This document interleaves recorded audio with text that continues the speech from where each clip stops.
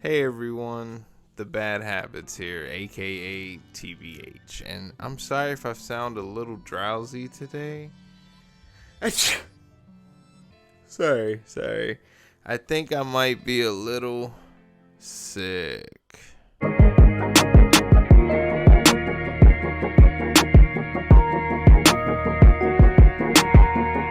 Alright, y'all. So, please forgive me on this one. This movie released back in 2022, apparently. And, well, I was not aware of it until very recently. You can check this movie out if you have a Peacock Premium subscription. However, I ended up buying a copy for $15. Pretty fucking cool, I gotta say. I found out pretty late. I saw the trailer and I was like, okay, I gotta check this out. I thought about, getting Peacock, but I saw this the other day at the store and I had to do it, okay? It was an impulse buy. Did it pay off? We'll see. Now, Sick is a slasher film set during the early days of the COVID pandemic, so trigger warning, I guess. This movie, it's a slasher film, okay? So it's going to start off with someone dying. Of course.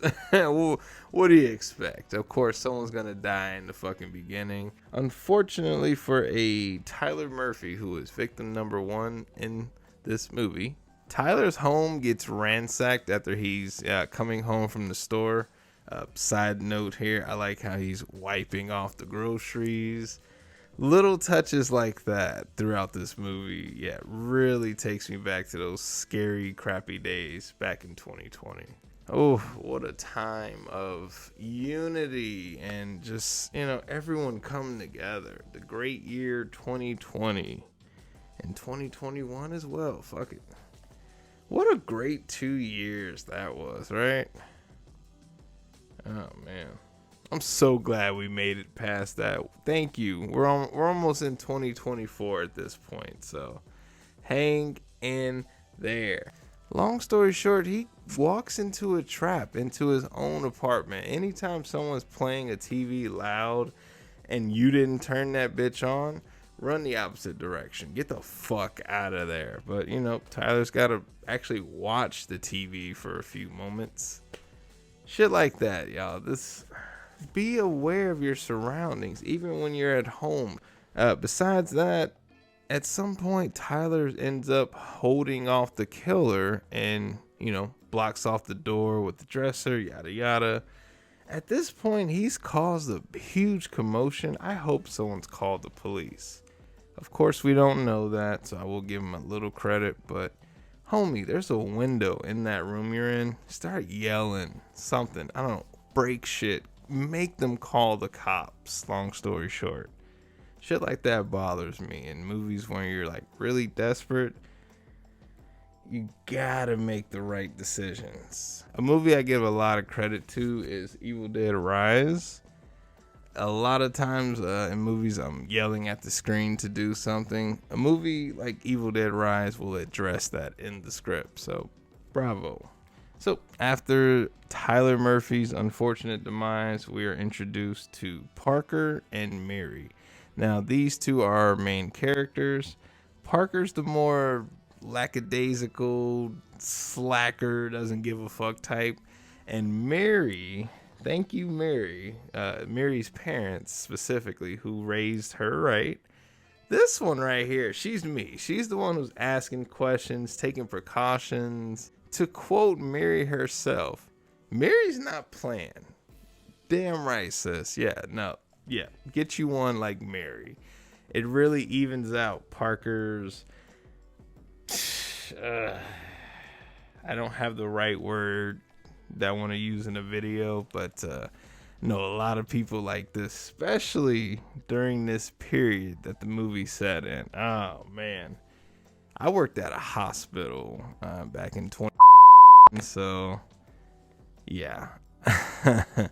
Ran into a lot of Parker types, but thankfully we have Mary to balance her out. Good on you. Shit, Mary does not fuck around. She's the one who's encouraging Parker to, put a mask on. She's also cleaning the groceries once she gets home. There's one point where, we'll get into it later on, but there's a dance scene. Homegirl is dancing while spraying the cleaner. Yeah, I don't know what this is. I guess I call that dancing. Clearly, TBH don't dance, but she had me cracking up, I gotta say. To give a little bit of a balance to the Mary conversation, she's so worried about germs and all that, which I completely understand. Best believe it. Yes, I do. So much so that she won't accept smoking a joint or sharing a joint with someone else. However, she accepts a pre-rolled joint. Pretty sure someone licked that to seal it up, okay? Oh yeah, now you may not believe it, but Uncle Bad Habits, aka TBH, he used to smoke on the reefers. He knew about it. He had college one time. He had college. He didn't finish college. That's why he's making crappily made YouTube videos. And while I was shitting on Parker for being the slacker of the two, she gets shit done at the end. Parker ends up being very critical to the plot, so she kind of gets put through the ringer probably the most. Mary gets fucked up too, though. Yeah. No one's coming out the way they went in. I'll tell you that. So Parker and Mary decide to quarantine in this beautiful log cabin. Oh man, I need something like this. I have not been on a vacation since, I believe it was March of 2013. We're at 10 and a half years, y'all. TBH needs a vacay. And something like this, minus the, psycho killer situation, I could use something like this for sure. Face mask. I got the cleaner. Oh man, get you one like Mary. So unexpectedly, a guy named DJ shows up. Who he and Parker apparently have a thing, or had a thing. Let me use the right term. Red flag. Why are you here, bro? And also, this motherfucker doesn't even use the front door. He ends up creeping through the back. Ugh. They clearly want you to think that DJ's a suspect, but spoiler alert, he's not. Homie's a decent dude, I guess. I was really surprised that the heartbroken kid wasn't the killer. Thank you. Daddy needs a drink.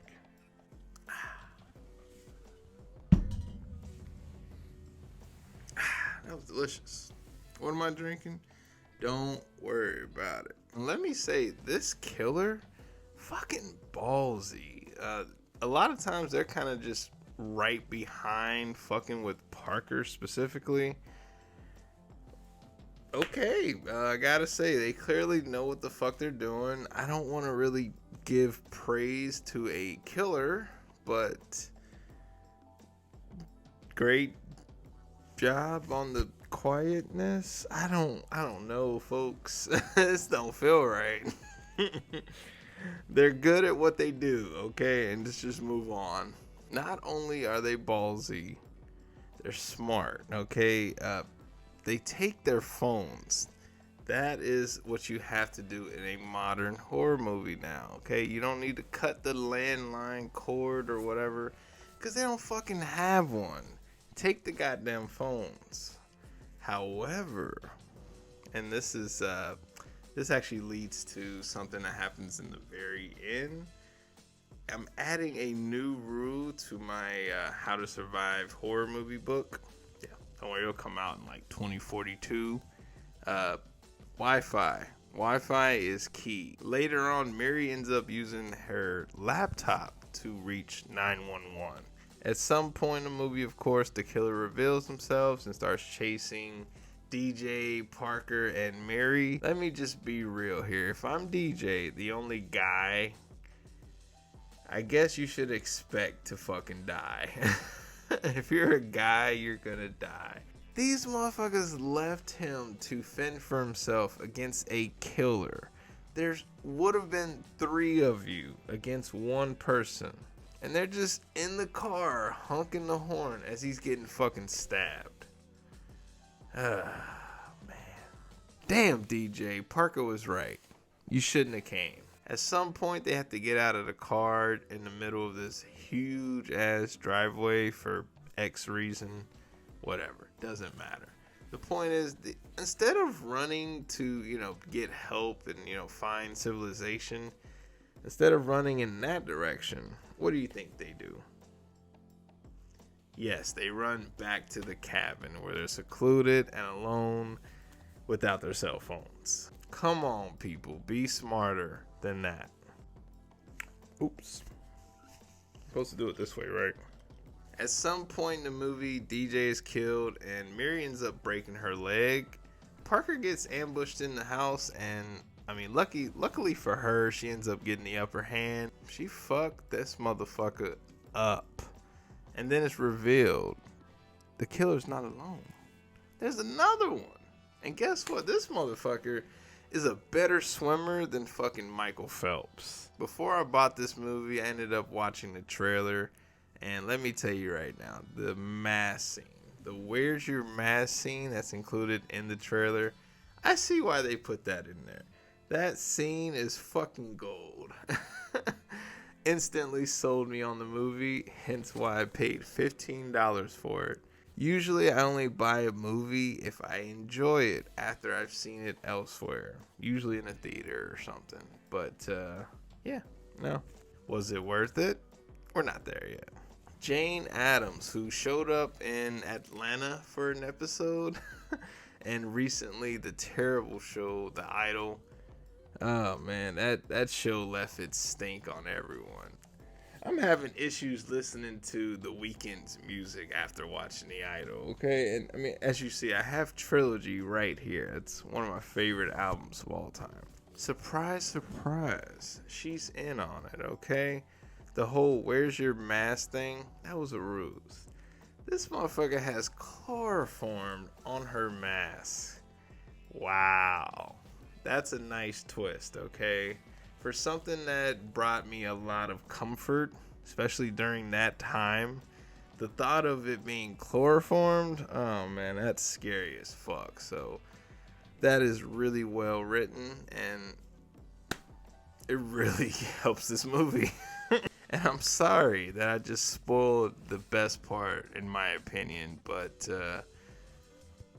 I wish she was established earlier in the film, because it's revealed that the three killers are a family, a son, a mother, and a father. So I kind of wish that we set that up at least at some point, but man, what a fucking twist. Let's get into a con here. If you have access and full mobility of your hands while you're being suffocated with a plastic bag, tear it. I would do it right here in the mouth. Got to be the easiest spot. But tear that motherfucker. Don't let someone choke you. Considering it's Parker, who's not the smartest one of the two, I'll let it slide. If that was Miri, though, oh, man. That would have been hard to redeem.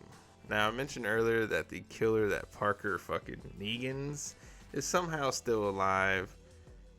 They don't finish off the father either. Okay, I have an issue with that.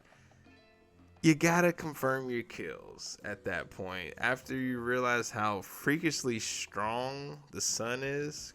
He was tossing motherfuckers throughout the movie. So, yeah, there's something that it's not even explained, but it almost like they have a supernatural strength or something.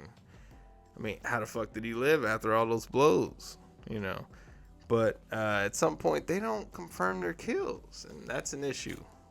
After the first whammy, you need to see brains before you move on to the next one. Speaking of the dead, I gotta know how this motherfucker knows someone's using the Wi-Fi. This is not something I ever thought about, but I'm actually in the room with my router. I still don't know if someone's using the Wi-Fi. Spoiler alert, I am. But I don't fucking know by looking at it, okay? Good on you, psycho dad. Alright. So, we end up finding out that the motive behind the killers is that Parker attended a party where a bunch of people, not just her, attended and ignored all basic quarantine rules, making out and all that shit. Unfortunately, he dies of complications from COVID. Yeah, that's fucking terrible. Why are we blaming Parker? Are they gonna kill everyone? Because, gotta say, if you plan on getting away with it, doesn't look good for you. It kind of leads a trail right at you. So, yeah. Don't expect them to be, all sound up here. What I believe my last con is, it relates to Pamela, who's the mother character. At some point, she gets set ablaze, and she don't stop, drop, and roll. Ma'am, your generation taught us that. Utilize your fucking tool set. I love how Mary and Parker end up becoming the stalkers at one point. Nice touch. How the turntables. It very much reminds me of the 2018 Halloween film, which you might not be able to see. It should be in frame, but just in case. So in case you missed it, this movie is about people not taking quarantine and COVID seriously through and through. Even down to the killer's motive, who try to act like their son wasn't passing germs at the party as well. Come on now. He's right there with Parker. Alright, folks, I don't really have anything else for this movie. Overall, this was a great time. I would say for my rating, I'm going to give it a rating of stream it. Yes, I see how ironic that is considering I have a copy. Once again, this was a blind buy. I'd never seen it prior to buying it, but I had to check this one out. I hope you enjoyed the video. My name is The Bad Habits, aka TBH, and I'm signing out, y'all. Deuces.